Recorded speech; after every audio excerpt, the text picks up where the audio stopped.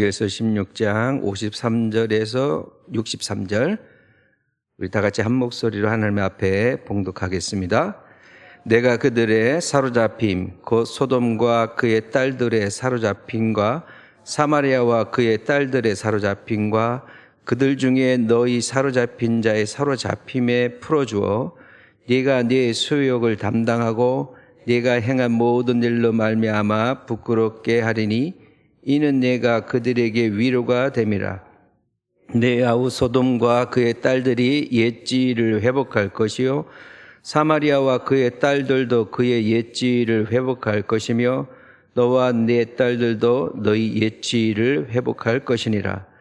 네가 교만하던 때에 네 아우 소돔을 내 입으로 말하지도 아니하였나니 곧 네 악이 드러나기 전이며 아람의 딸들이 너를 능욕하기 전이며 너희 사방에 둘러있는 블레셋의 딸들이 너를 멸시하기 전이니라.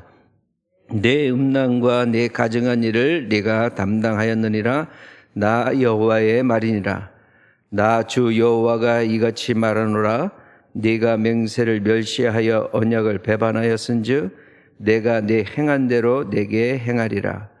그러나 내가 너의 어렸을 때와 너와 세운 언약을 기억하고 너와 영원한 언약을 세우리라. 네가 네 형과 아우를 접대할 때에 네 행위를 기억하고 부끄러워할 것이라.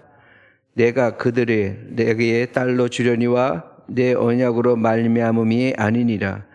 내가 네게 내 언약을 세워 내가 여호와인 줄 네가 알게 하리니 이는 내가 내 모든 일을 행한 일을 용서한 후에 네가 기억하고 놀라고 부끄러워서 다시는 입을 열지 못하게 하려 함이니라. 주 여호와의 말씀이니라. 아멘. 계속해서 에스겔서를 보고 있습니다.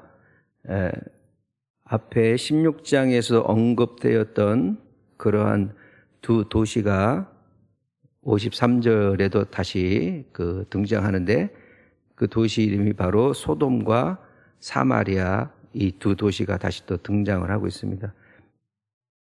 소돔은 이제 앞에 16장 부분에서도 언급이 된 부분이 있는데 추가적으로 한 번 더 말씀을 드리면 소돔과 고모라라는 그 도시가 있잖아요. 근데 소돔은 그 고모라의 한 10배 정도를 더 큰 도시라서 고모라는 잘 얘기를 하지 않고 소돔이라고 하는 도시를 많이 얘기를 하는데 소돔 그러면은 이제 죄악된 도시, 아주 죄를 지은 도시의 대표적인 부분이 바로 소돔입니다.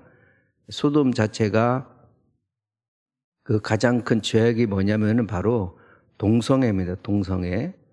그리고 그 성적으로도 가장 문란한 그러한 도시. 그렇기 때문에 하나님께서 이 도시를 원래는 그냥 조용히 이렇게 역사상에서 드러나지 않고 없앨 수도 있는데 아브라함의 조카 롯이 거기에 가서 살았기 때문에 그래도 성경 말씀에 보면은 그 소돔을 엎으시는 중에 롯을 엎으시는 중에도 하나님께서 아브라함을 기억하사 그렇게 해서 롯을 구하기 위해서 하나님께서 천사를 보내서 이 성에 의인 10명까지도 있으면 내가 멸하지 아니하리라 라는 말씀으로 이어지고 있습니다.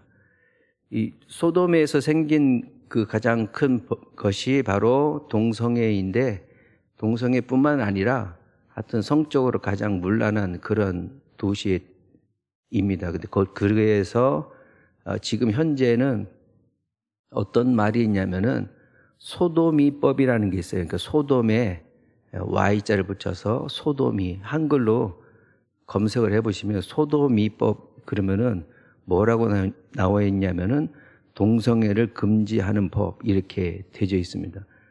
그만큼 이 소돔이 있었던 시기가 언제냐면은 한 BC 한 1500년에서 2000년 전이에요. 그럼 그때가 언제냐면은 우리나라로 따지면은 청동기 시대쯤 되는 거예요. 그럼 그때부터 지금까지 이 동성애 관련된 그러니까 정상적이지 못한 성행위에 대한 이런 부분들이 계속해서 논란이 되고 있고 특별히 이제 유럽 쪽에서는 동성애에 관련된 부분에 대해서 찬성하는 나라들이 상당히 많습니다. 한 7, 80%의 국민들이 동성애를 허용하는 그런 쪽으로 가져가지고 있고, 거기는 카톨릭하고 기독교가 있음에도 불구하고 그런 형태를 띠고 있습니다. 캐나다 같은 경우에는 거의 한 90% 이상은 동성애를 찬성하는 부분이고, 미국은 한 60 내지 60% 정도가 동성애를 찬성하고 있습니다.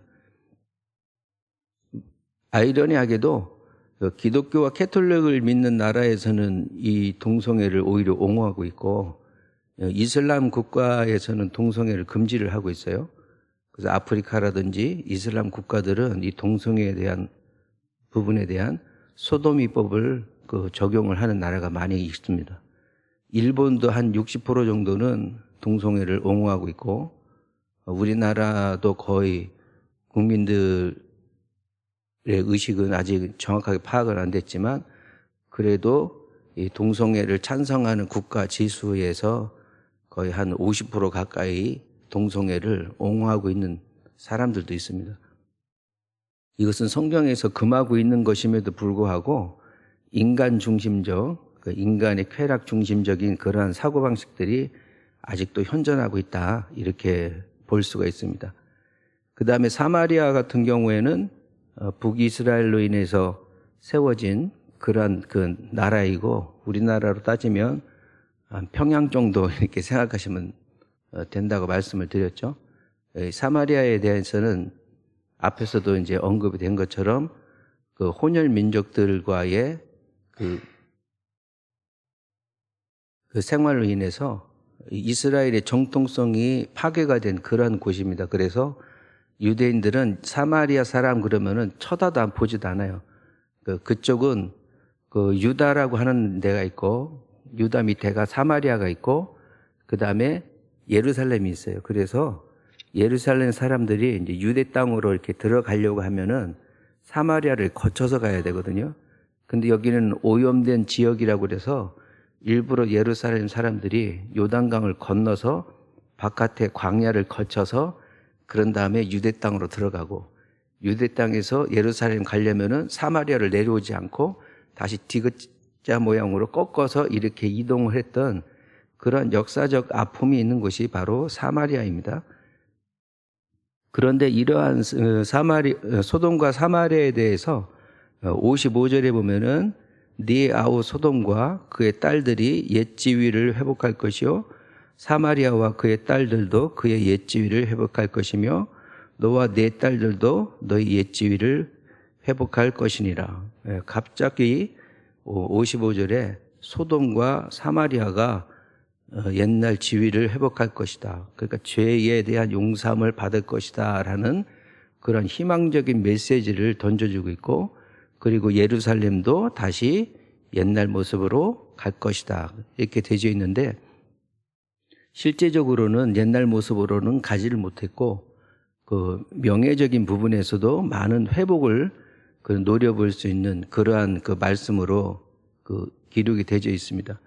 이 구약 시대 때까지는 소돔은 이미 망한 도시가 됐고, 사마리아는 이미 오염된 도시가 돼서 그렇게 회복이라고 하는 단어를 붙일 수가 없습니다. 그런데 이 회복이라는 단어가 언제부터 드러나기 시작하냐면은 바로 예수 그리스도, 예수님께서 오시고 난 이후에 신약에 이르러서 예수님께서 이 도시를 언급을 하시면서 다시 한번 이들에 대한 악행과 잘못된 것을 얘기하는 게 아니라 그들이 오히려 지금 너희들이 짓는 죄를 짓는 것보다 훨씬 낫다라는 비유적인 부분으로서의 회복을 많이 말씀을 하시고 계십니다. 마태복음 11장 23절과 24절에 보면 예수님께서 가버나움이라고 하는 곳에서 많은 기적을 행하셨는데, 오히려 이 가버나움이 예수님에 따르지 아니하고 자기를 생각대로 그냥 또 인생을 또 살고 있는 거예요. 그러니까 많은 치유를 받고 기적을 행했으면은 예수님 따라서 예수님 말씀하시는 대로 살아야 되는데, 그렇게 하지 못하니까 예수님께서 뭐라고 하시냐면은 가버나움아, 네게 행한 모든 권능을 소돔에서 행하였더라면, 이렇게 예수님께서 갑자기 소돔이라고 하는 도시를 다시 한번 또 언급을 하십니다. 그러면서 가버나움에서 행했던 모든 권능을 내가 소돔이라고 하는 곳에서 행했더라면은 그 성은 오늘날까지라도 있었을 것이다.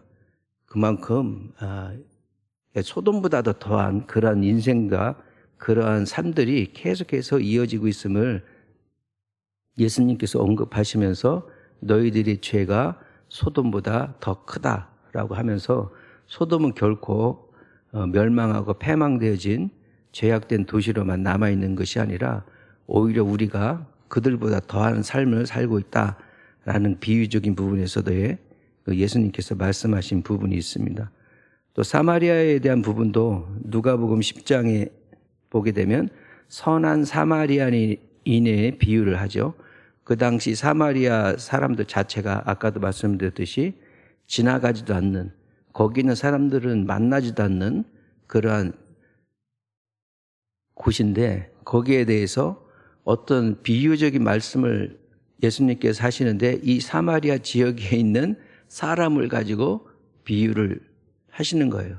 그러면서 사마리아 사람들의 죄나 모든 그 부분들보다 너희들이 지금 형식적으로 갖고 있는 것이 이 사람들보다도 더하다라는 그런 또 말씀을 하시고 계시고, 또 우물물을 깃는 수가성의 여인, 그 예수님께서 목이 마르니까 물 좀 달라고 하니까 오후쯤에서 정오쯤에서 물길로 나온 여자 그를 만나잖아요. 그 여인이 바로 이제 수가성인데 수가성이 바로 이 사마리아에 있는 지역에 있는 곳입니다.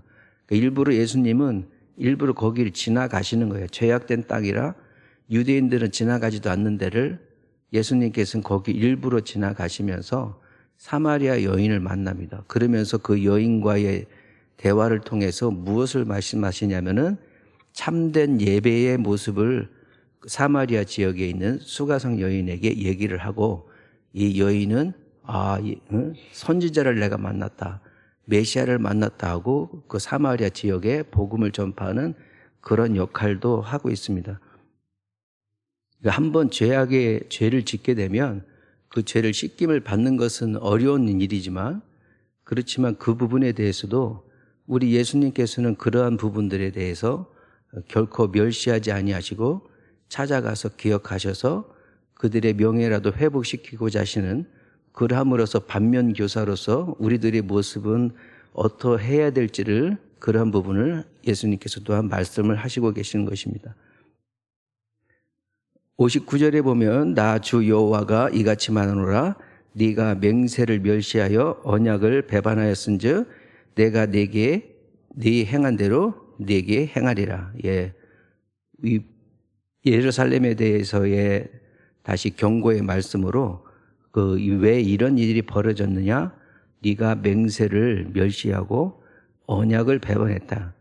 언약을 배반했다라는 것을 계속해서 강조를 하고 계시는데, 60절의 말씀이 가장 이 오늘의 본문 가운데 가장 중요한 말씀이 되겠습니다.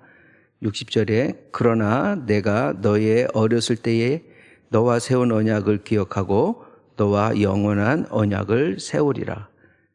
처음에 등장하는 단어가 그러나예요. 그러나라는 것은 앞에서 언급했던 이러한 죄악과 언약을 배반함으로써 생기는 여러 가지 그러한 부분이 있을지라도 이런 뜻이죠. 그래서 강력하게 방향을 갖다가 전환시키고 계신데, 내가라면 누굽니까?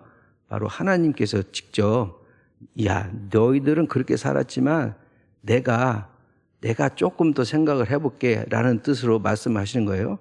너의 어렸을 때에 그리고 너하고 세운 그 내 언약이 있지. 하나님께서는 글씨로 이렇게 체결을 하시는 게 아니고 말씀으로 체결을 하셨거든요. 내가 너를 창대케 하고 복을 주리라.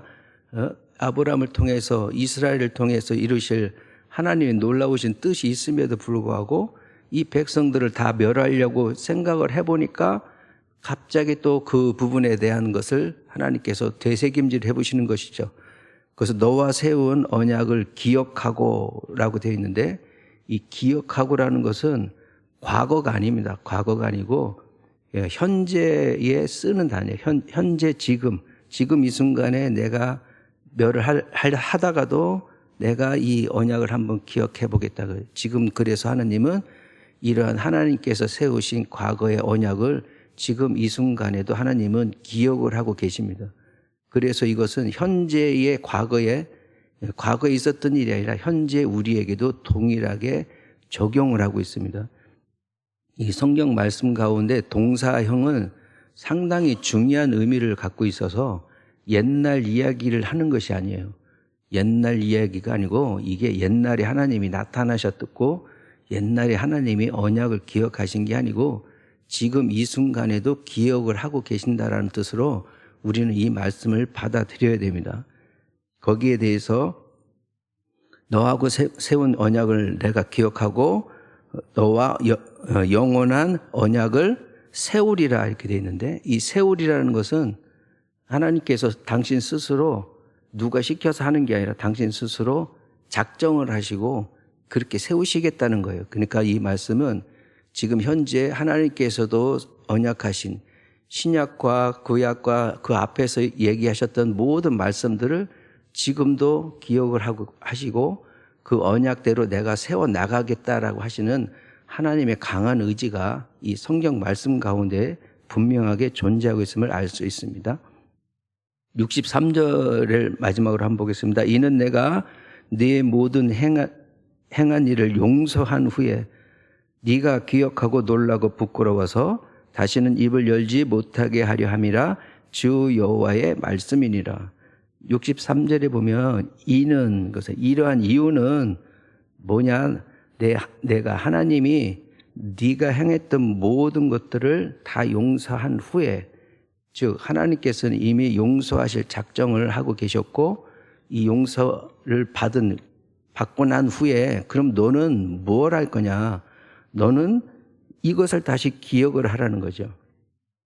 이때에 하나님이 기억하는 것은 현재형이지만 내가 기억해야 되는 것은 미완료라고 그래서 현재부터 미래까지 절대적으로 잊어먹지 말아야 될, 하나님이 어떠한 분이신가를 절대적으로 잊어먹지 말아야 되는 그런 단어가 바로 네가 기억하고입니다. 앞에서 한글로는 똑같지만 그 히브리 사람들이 쓰는 어법에는 이 시제가 있어요. 시간적 차이가 있는데 이 네가 기억해야 되는 것은 결코 없어지지 않는 거예요. 우리가 사는 날 동안 끝까지 하나님이 어떠한 분이신가를 기억을 해야 된다라는 말씀을 강력하게 하시고 있습니다.